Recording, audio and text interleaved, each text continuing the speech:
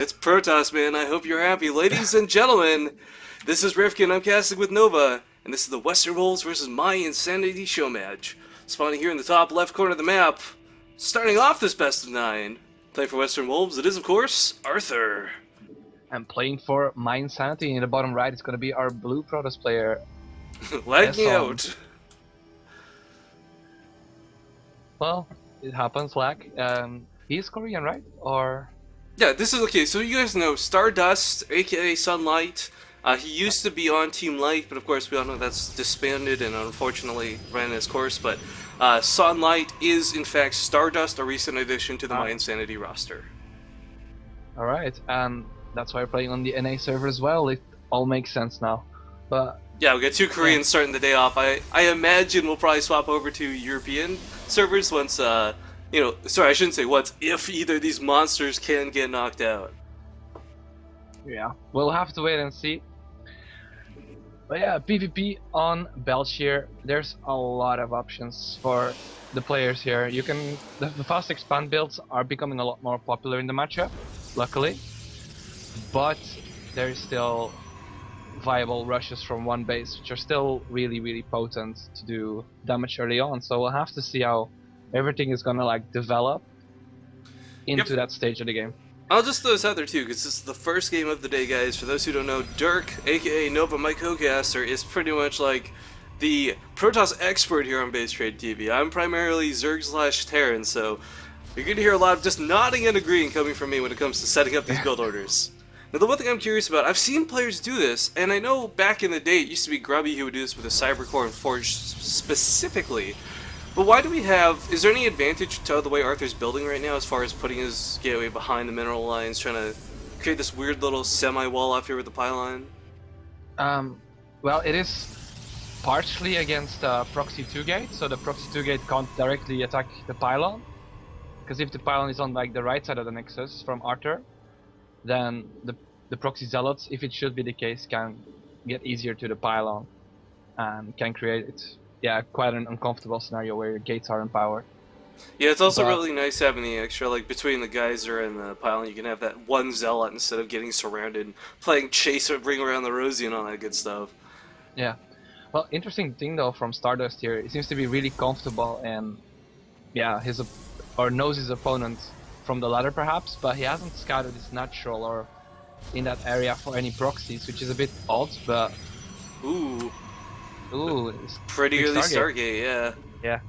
Now the thing is, we've got Twilight Council coming down, so if this is going to be a quick blink, Arthur's going to have no real problem chasing this around the map, but the reality is, whatever comes out of this Stargate is going to do a pretty good job of keeping Arthur at home. Yeah, it's actually a really cool thing, like getting the one gate Stargate, because usually you scout with your first or even with your first 2 Phoenix. You can scout, and if it's a DT Shrine, you can quickly respond if it's a Dark Shrine, for example, coming out of Archer. We'll have to see, but Blink could be indeed a viable option. We'll have to wait and see, but I feel like I don't know, with the way Sunlight scouted the base, I feel if that probe wasn't there constantly looking at the tech available on the field, maybe he would have tried to sneak out Dark Templar, but... Yeah.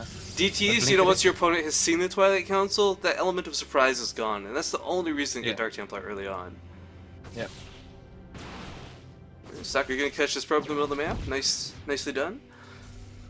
Yeah, Phoenix is coming out. This is what's so great. Even in Wings of Liberty, too Heart of the Swarm, Phoenixes have been a great addition to the PvP matchup. The ability to lift off is one thing, the damage versus light is cool beans, whatever, but the mobility of these units just outclasses everything on the Protoss ground, even Blink Stalkers to some extent. Yeah, I often compare them, like, if it's large numbers of Phoenix to, like, sort of the form of Mutalisk. They can just be really annoying, like... Oh, he's actually getting the Mothership Core with these Phoenixes too. Really nicely done. Can continue to pick up the Stalker. Oh, wow. Beautiful. It's a huge deal for Stardust. This is so nice. Arthur gonna take some... And this is the thing, guys. Everyone knows in the Protoss vs Protoss matchup, losing so much as a Zealot is a big deal. Losing the Mothership Core, which is the only thing that really equalizes with the Photon Overcharge, is huge.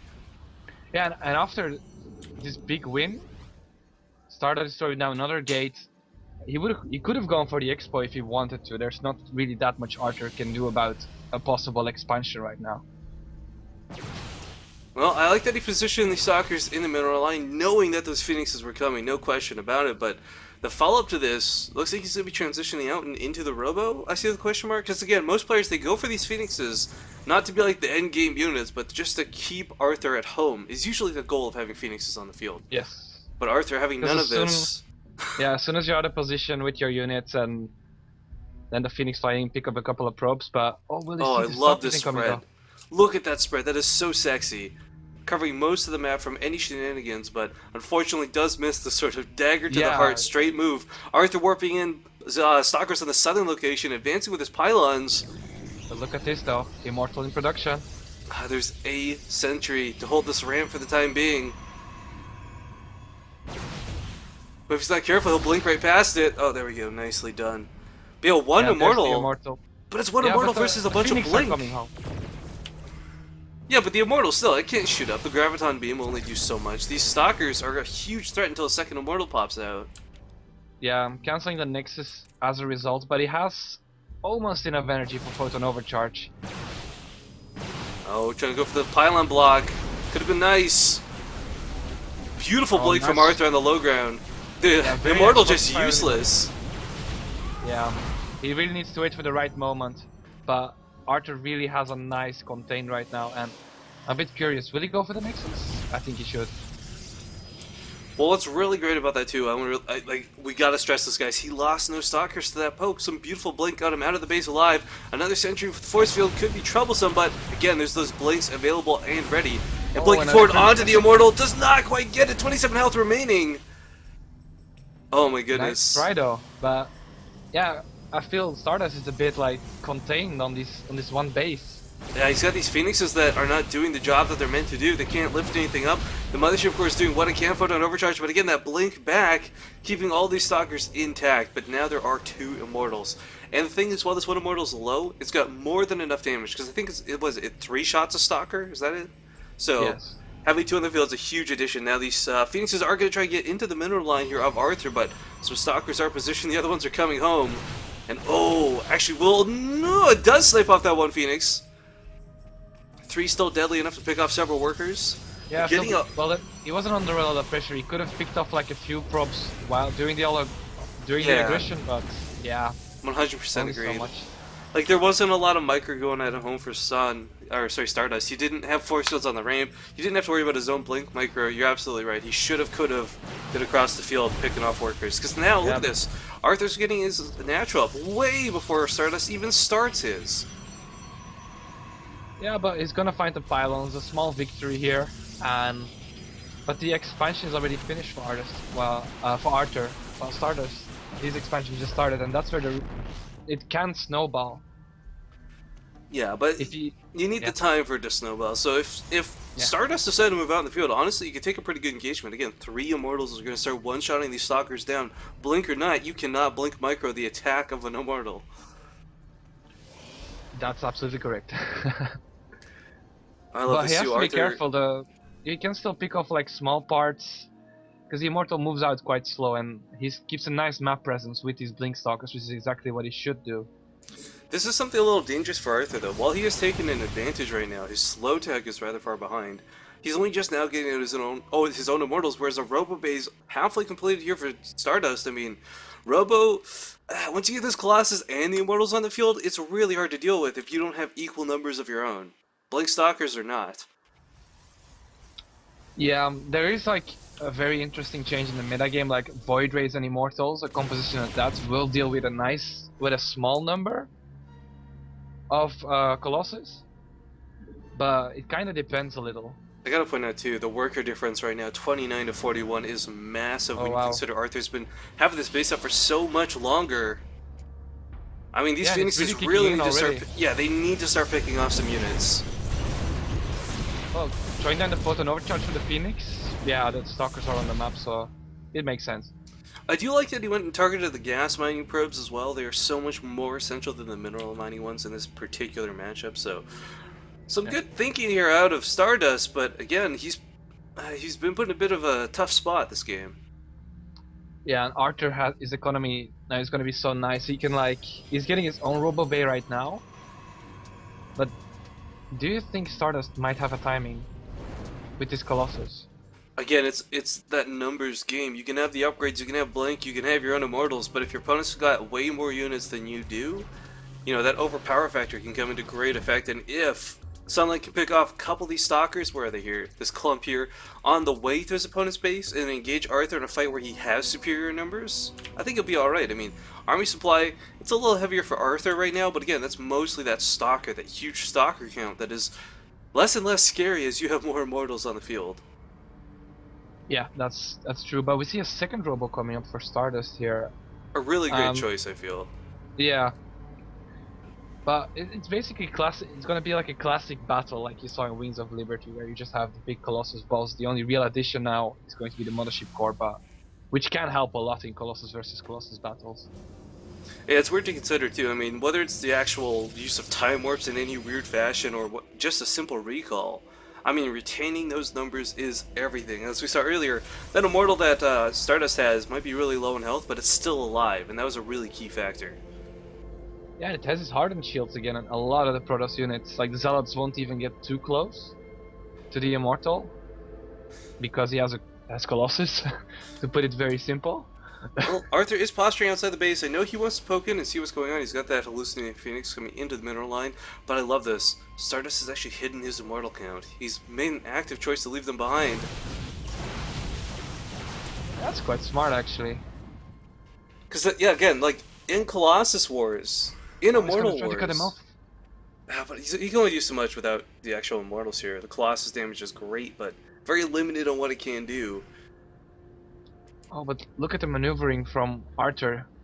Kinda expecting it. Well, he's had the Watchtower. He knows what's going on. He can pick up a free Colossus here. He will absolutely do so, but the Immortals are also gonna... Oh, he does lose one, and that's a little unfortunate. Yeah, Colossus and an Immortal loss. That's a good trade, to be honest. And That's what he really needs good to really trade. come back into this. That hit and run factor, but looks like Arthur will be...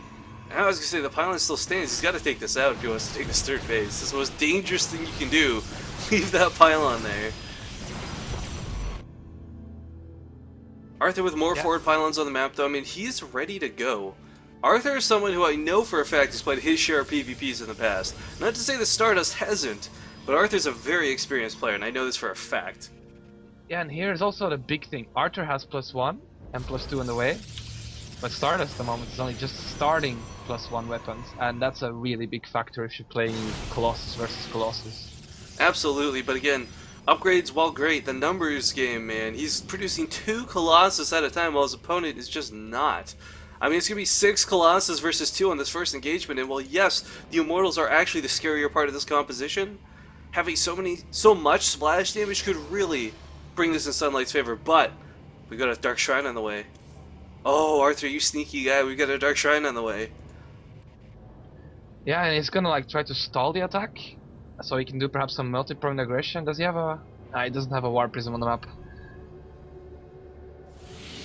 I think it's more like a move out to try and check on his opponent's bases, so he can secure his own third. I don't really think he wants to commit yet. Well, I don't know with this War Prism coming in. He's definitely going to try and do some damage, no question about it, but we already have cannons in the mineral line here of Stardust. Realizing, like, yeah, there could be something shenanigansy on the way. It's getting to that point in the game. Yeah, I think he's just going to wait until the Dark Shrine finishes and perhaps use the War Prism to get DTs in the main. Yep, going to drop them in too, not even warp them in. Yeah, but cannon... Stardust, yeah, the cannon is gonna save him there. Well, the cannon's only gonna do so much, though. These stalkers might pick off the War Prism before it becomes a threat, and yes, looks to be the case. Yeah. One Dark Templar gets out. 2 Dark Templar get out. But again, the cannon, he's just got to get in range of that cannon. He's fine, but actually, his Twilight Council at a bit of danger. Well, he's not really going for upgrades right now, so... Yeah, he's going for the attack now, though. He's getting in position to engage this, but look how many Colossus. That's 8 Colossus against 2? 3, but yeah, the third one's on its way across the field, so this is not looking too good for Arthur if he wants to actually take this fight, and oh, we got spotlight and there. This is the point where the Stalkers are really becoming a liability. Like... Actually, losing Warp Gates to this Dark Templar are going to be a huge liability. Stardust sees this too, can he save the Warp Gate? No, it does fall to that 1 Dark Templar. So a nice pick-off, to say the least, for how poorly that went. Twilight Council goes down as well, pylons in the back, also under a bit of fire. Yeah, and the third phase is about to be mining for Archer here, which is gonna matter. He's getting his Temple Archives up, getting +3 started. He's still an upgrade ahead, but will the Colossus count be too much in the engagement though? That's the big question. The scary thing here is the fact that Arthur's got all these upgrades going for him, but again, the numbers heavily in Stardust's favor. He's even got a Void Ray on the field. I mean, yeah, these Stalkers will one-volley the Void Ray, but that takes away from the Colossus, from the Immortals, from the Archon that's on the field, and some Stalker's going to get picked off immediately. Void Ray almost gets killed, does survive with barely health remaining. But man, this Colossus count is so scary for Arthur to see. Yeah, and I see it being problematic if Stardust really wants to commit, and it looks like he wants to. Well, Arthur even though the on the supply run. might tell a different story. 8 Colossus is a lot, man. Oh, absolutely. Look at the actual unit count on the field. 8 to 5 is a much more even number than 8 to 3, but those 5 Immortals that Arthur has might be his saving grace. Yeah, we'll find out soon. It all comes down to positioning as well, like how are the units positioned. Yeah, who gets that first volley off with the extended thermal lance, all that good stuff. Yeah, and how spread out are your Colossus? And the concave you enter in can really turn things around, so we'll see how it goes. And the Archon account for both these players is more than enough to tank some of this damage, same with these Zealots. But again, it comes down to these Colossus numbers being crazy, and the longer Stardust waits, the more even that count is going to be. Yeah, and oh no, Archer's in a really bad position right here. Yeah, he can't fight on that ramp. He needs to sacrifice his third. Yeah, he loses a lot of Stalkers in order to make this work, or rather health off the Stalkers. But coming in from the flank from behind might be his best shot at getting a good fight in this. But no, it's scouted a little bit too early. More Stalkers just gonna be fried alive. Yeah, he really needs to play patient, but there we go, big engagement coming down. Zealots clashing into one another, Stalkers firing away, but the Colossus in the back getting flanked by Zealots from behind, actually distracting so much of the fire here from Stardust. Such important fire that should be focused on other things. Meanwhile, the Stalkers blinking forward, picking off more of these Colossi. Stardust, does he have enough? I'm thinking no, the Immortals are just shelling away, destroying these Colossus so very quickly. And the last Archon falls, nothing left to tank for these Colossus. Wow, such smart play by Archer here. Really well executed, and even with inferior Colossus numbers, he handled it well when that Warping really did it. I just want to point out, while both players have massively close to equal supply loss, resources lost right now, the fact remains Arthur has an army. His opponent does not. There's no Dark Templar here available. There's no sneaky way to get back into the game here for Stardust. And I think Game 1 is going to go to Western Wolves. Yeah, he doesn't have a Dark showing up, does he? No, if he did, there might be some chance, because there's no observers with this army. Yeah, and no cannons in the mineral line either. But he's relying on photon overcharges and a small amount of Archons. Well, he is under-teched. I mean, he had this opportunity earlier on, I feel, where he could have gone in decisively won when he had that massive Colossus lead, but Arthur, with enough time... Yeah, he definitely had a timing, but as we mentioned earlier, it all comes down to positioning, and Arthur played out patiently and made the right decisions by sacrificing that third base, and then the beautiful Zealot Warping from the back, drawing Colossus Fire to them. Well, I feel like we're watching 300 right now. The last stand of the Spartans trying to do what they can, but the overpowering might of the army of Xerxes, aka Arthur, just gonna push in here. GG out of Sunlight.